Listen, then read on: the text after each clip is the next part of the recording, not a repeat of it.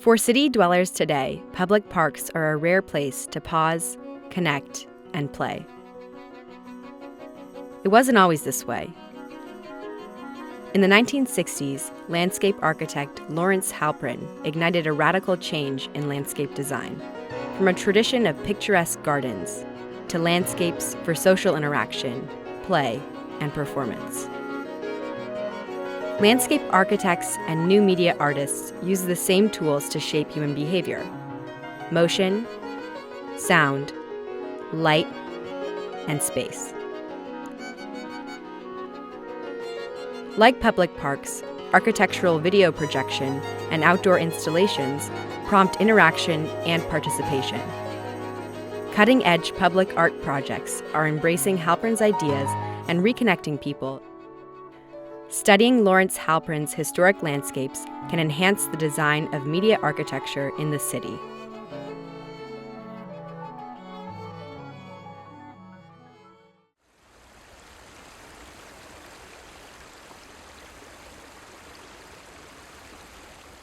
At Freeway Park in Seattle, the canyon fountain drops deep into the freeway median.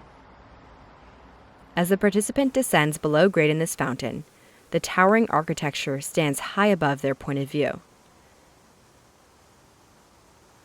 Halprin translated the vertical force of forest growth and glacial movement into this geometric earthwork. Earthworks translate natural processes to unexpected architectural forms. In 2015, London-based artist Davide Quayola exhibited Pleasant Places as a large-format projection against an outdoor forest backdrop. Resembling impressionist painting styles, algorithms dematerialize the environment on the other side of the installation. This digital earthwork translates the energy and movement of the landscape in Quayola's computational visual language.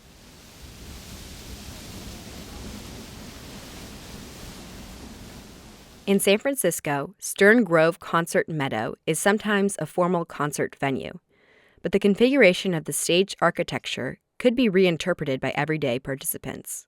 The many platforms in the Meadow give significance to everyday chance performances, such as children playing on the rock sculptures and wildlife sightings against the forest backdrop. Incorporating stages in the park was inspired by and developed in collaboration with Anna Halprin, Lawrence's lifelong partner and a pioneer of avant-garde dance. Anna Halprin choreographed her own performance titled Spirit of Place.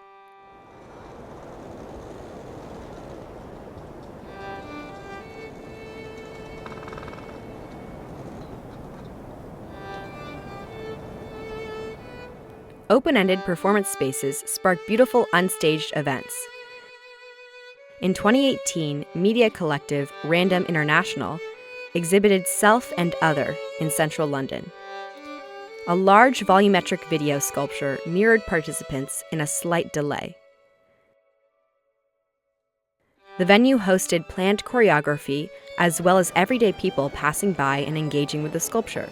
This virtual duet casted its participants as performers and liberated everyone to dance, move, and perform.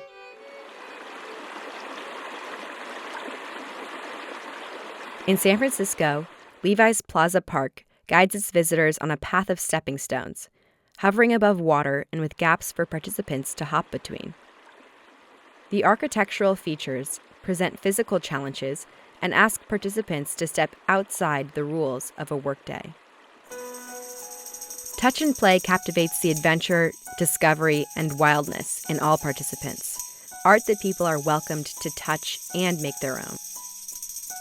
When play is encouraged, art becomes an incredibly collective and social experience. In 2010, artist Rafael Lozano-Hemmer presented Sandbox, an interactive artwork in Santa Monica, California. A giant video projection on the beach streamed video from an adjacent sandbox. Participants could dictate what appeared on screen without instructions or rules. Like Halprin's spaces, Sandbox liberated people of all ages to play, interact, and take ownership of public space.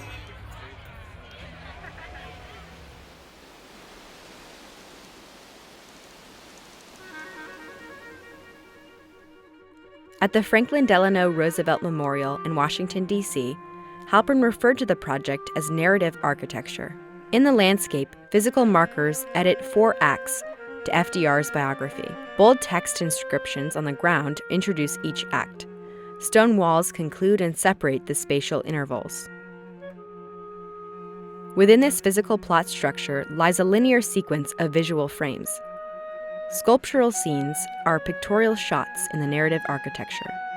Scripted space allows for the participants to mentally construct a linear, cinematic biography of President Roosevelt. Spatial storytelling is able to communicate complex ideas to first-time viewers. In 2007, public artists Sabina Haubitz and Stephanie Zoche exhibited 2027 at the Osram 7 Screens installation.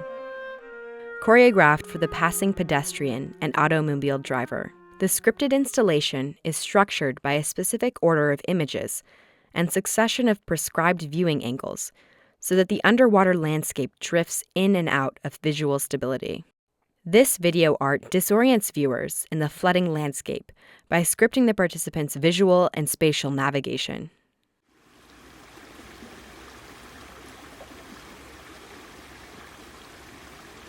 At Letterman Digital Arts Center in San Francisco, the gradual audio stream is used to represent an ecological narrative.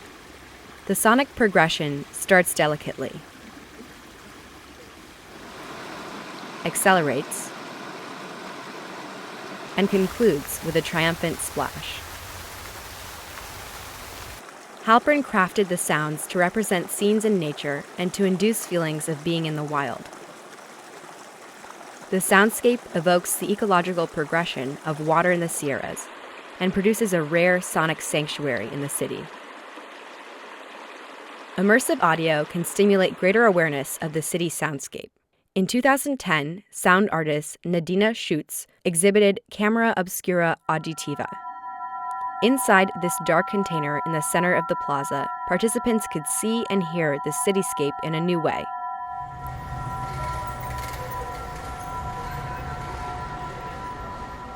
The projected image and audio rotated around the viewpoint, producing an audiovisual panorama.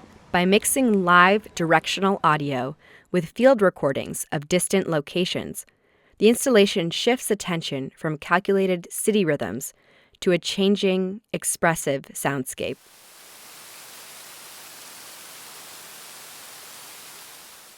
At the campus of the University of California, Berkeley, Halprin designed a flat, open, and public square at Sproul Plaza. Halprin created theaters for events to happen in. The plaza allows for many types of participation, from group political assembly to individuals studying. This public square was utilized shortly after its construction, in the 1964 free speech demonstrations, and during many civic events to this day. Today, visual signage governs and commercializes public space. The Midnight Moment series in New York Times Square removes the constant advertising noise and allows architecture to evolve with artistic creations. In 2018, internet artist Isabelita Virtual created a space of possibility in her work, Midnight Sunrise. The sunrise gradient neutralizes advertising signage.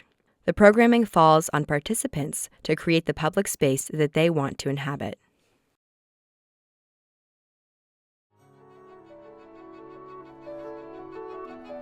Landscape architects envision their art in the long view.